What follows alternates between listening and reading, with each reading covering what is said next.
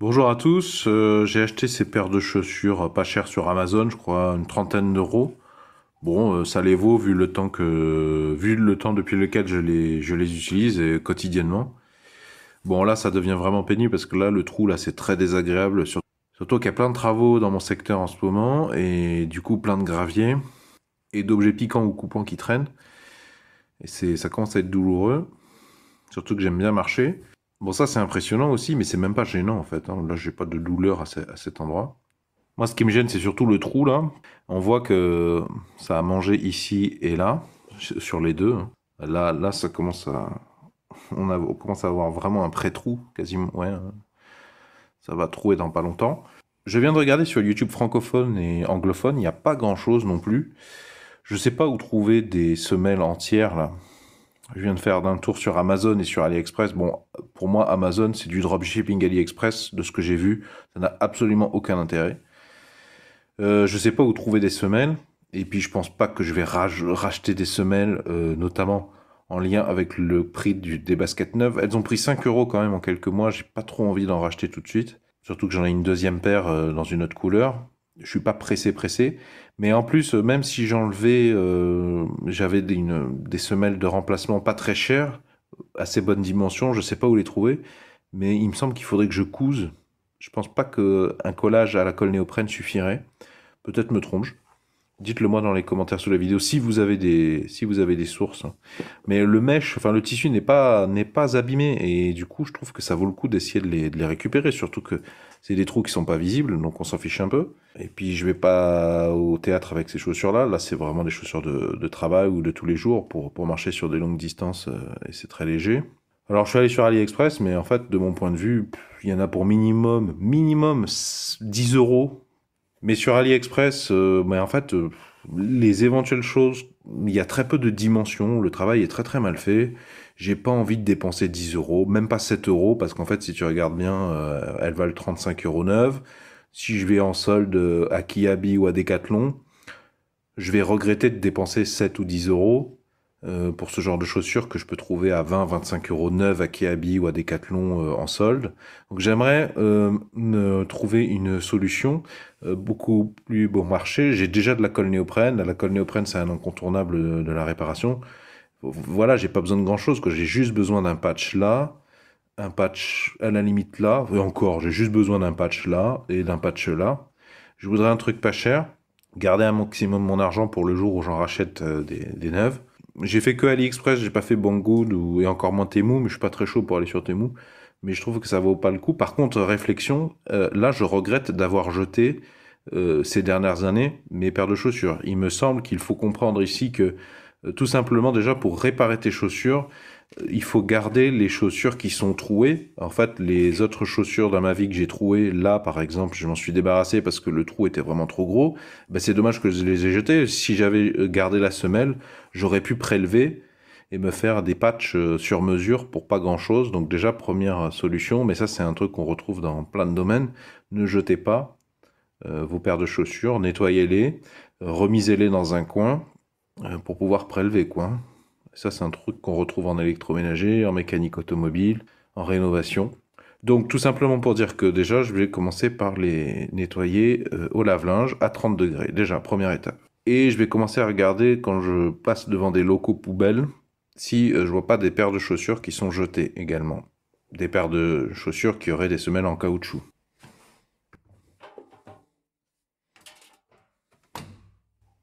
Je vais pas lancer maintenant au motif que mon lave-linge il est vide, mais je vais lancer ce genre de truc, la synthétique par exemple. Et habituellement, voilà, je me mettrais en 30 degrés. Comme c'est beaucoup de synthétique et de caoutchouc, c'est d'autant plus important. D'habitude, je suis à 30 degrés pour faire des économies d'énergie. Ça suffit, quoi, à 30 degrés. Mais là, c'est vraiment du synthétique un peu abîmé, donc c'est vraiment justifié 30 degrés, quoi. Je viens de trouver ces deux chaussures jetées à la poubelle. Je les ai ramenées. Je vais tout de suite les mettre à bouillir, dans de l'eau bouillante, pour les punaises des lits et autres joyeusetés.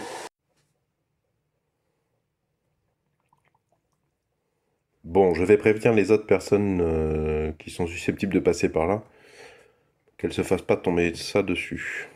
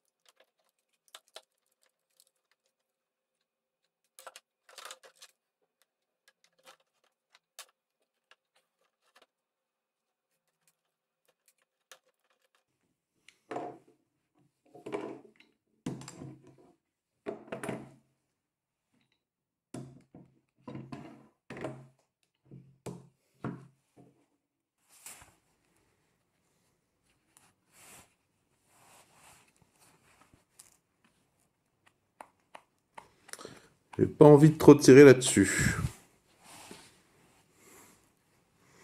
Alors la question c'est est-ce que je vais être mal à l'aise selon que ça se voit ou pas ça en marchant.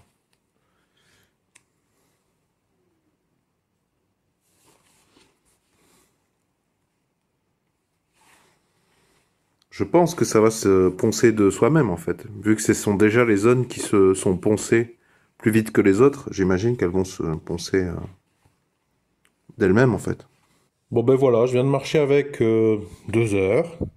Aucun problème, hein. J'ai assez rapidement oublié la sensation que ça fait au niveau des pieds.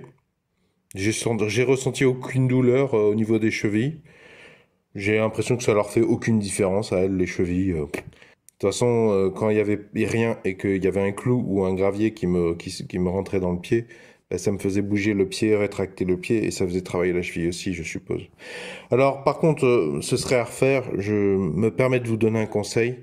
En fait, je pense que ça vaut pas le coup de découper des rustines. En fait, je pense que j'aurais aussi vite fait de prendre la semelle en entier et même si elle est plus petite, en fait, de la coller en entier. Moi, à mon avis, ça va plus vite. Et puis c'est mieux, le résultat est plus égalitaire. Oui, j'ai une petite. Par contre, quand il faut se brosser les pieds, se frotter les pieds avant d'entrer dans un logement sur un paillasson, oui, là je suis pas très à l'aise là par contre. Bah justement, franchement, ce serait à refaire. Prenez la semelle entière, vous embêtez pas. Vous collez toute la semelle. Bon, quelques semaines ont passé depuis que j'ai découpé des patchs dans une autre semelle de chaussures de récupération que j'avais nettoyée. Bon, ça vaut pas le coup, selon moi. Déjà, c'est pas très agréable de marcher. Esthétiquement, il y a un gros problème. Du coup, ça restreint les endroits dans lesquels je vais pouvoir aller. C'est pas très agréable aux pieds quand même, tu le sens. Et puis, bah, ça tient pas particulièrement longtemps. Surtout que ça coupe à des endroits. Là, c'est compliqué quoi que ça tienne quoi. Et puis c'est compliqué que ça se voit pas ici. En plus, bon, le problème c'est que tu fais ça, d'accord, mais ça continue à se creuser à d'autres endroits. Ça valait pas le coup parce que, au motif que je me suis plus compliqué la vie à découper des cubes, des carrés, des patchs dans une semelle. À la limite, j'aurais mieux fait de coller la semelle en entier direct, et c'est coriace en plus. Et puis, ça vaut pas le coup, en lien aussi, entre-temps, ben, je suis allé voir sur Vinted. Bah, des chaussures d'occasion, Shakers par exemple, ou même Lotto, j'ai vu des trucs à 5 euros, un peu moins de 10 euros. Et ça, je crois que j'avais payé 20 ou 30 euros sur Amazon. J'ai exactement le même problème sur le même modèle, mais en blanc. C'est les mêmes zones, trucs. En fait, je pense qu'il y a surtout un problème de conception enfin, sur ce matériau, quoi. Voilà, et puis bon, donc comme je te dis, si j'achète sur occasion Vinted des trucs, parce que c'est censé être des tennis, c'est censé être des baskets, enfin pour marcher quoi, c'est pas comme si j'avais acheté des chaussures de ville. Entre-temps, tu répares en dessous, mais bon, le mesh, il tient enfin il tient mieux, mais t'es pas à l'abri qu'il y ait un problème à ce niveau-là. Puis à l'intérieur, la semelle se désagrège par contre, elle, assez vite. Et puis les semelles fournies dedans ne tiennent pas trop au lave-linge, hein, même avec un tout petit essorage et à 30 degrés, quoi. Donc ça vaut pas le coup, quoi. Si tu compares, allez, moins de 10 euros sur Vinted large, t'as quelque chose de très sympa en termes de qualité et puis même à portée, qui n'aura pas ce problème de conception du caoutchouc. Et quand tu compares à ce que j'ai payé neuf sur Amazon, je te mettrai les références de ces deux paires noires et blanches dans la description sous la vidéo. Bon, ça vaut pas le coup, quoi. Non, à la limite, si vraiment tu veux réparer, il faut pas que tu fasses des patchs comme ça. Il faut que tu cherches un revêtement en caoutchouc ou meuble, en tout cas, qui puisse venir là pour couvrir tout. Ça te fera moins suer. Parce que sinon, il y aurait la possibilité d'enlever ce qu'il y a pour en remettre une nouvelle, mais c'est pas fait pour être déposé. Un cordonnier, il va plutôt enlever ça. Peut-être qu'il poncera. Un cordonnier, je pense que même ça, il peut pas l'enlever, quoi. Et je sais même pas si les cordonniers pourraient racheter des semelles pour ce modèle précis. Non, à la limite, il faudrait poncer là, pour que ce soit bien lisse, et mettre un truc qui fait toute la forme, qui fasse 2 mm, peut-être. Mais c'est se donner du mal pour rien, quoi, hein. Puis le coût de la bonne néoprène, Si tu trouves un truc pas cher, un rouleau assez large, parce que c'est ça le truc, il faut que ce soit assez large pour couvrir toute la chaussure en un seul morceau. bon, ça peut dépanner, quoi. Mais même, je suis même pas sûr que ce sera très agréable. Donc, si tu mets un rouleau là, de caoutchouc en 2 mm d'épaisseur, ok. Déjà, c'est peut-être pas rendu pour trouver ça pas trop cher. Mais après, il faut que tu creuses pour pas trop glisser. Parce que sinon, si c'est glisse, tu vas glisser après, moindre humidité, moindre dépôt huileux, moindre pluie, tu vas te casser la binette, quoi. Donc je t'ai mis la liste des outils qui m'ont été nécessaires dans la description sous la vidéo, mais je te dis, ça vaut pas le coup. Donc déjà, moi je te dis, va plutôt sur Vinted ou un équivalent ou un concurrent. C'est moins cher que ça en neuf. Et en plus, ce que tu vas avoir, ça sera peut-être déjà plus réparable dans le futur. Si tu as apprécié cet épisode, est-ce que tu peux mettre un pouce vers le haut, s'il te plaît? Est-ce que tu peux mettre un j'aime? Si tu aimes réparer les objets du quotidien, je t'invite à t'abonner à la présente chaîne YouTube en cliquant sur le rond qui va s'afficher ici dans quelques instants. Quant au rectangle, si tu cliques dessus, ça t'emmènera vers tous mes épisodes de cette thématique, réparer les objets du quotidien. Bon là, c'est grosso modo un échec, mais la plupart du temps, j'y arrive.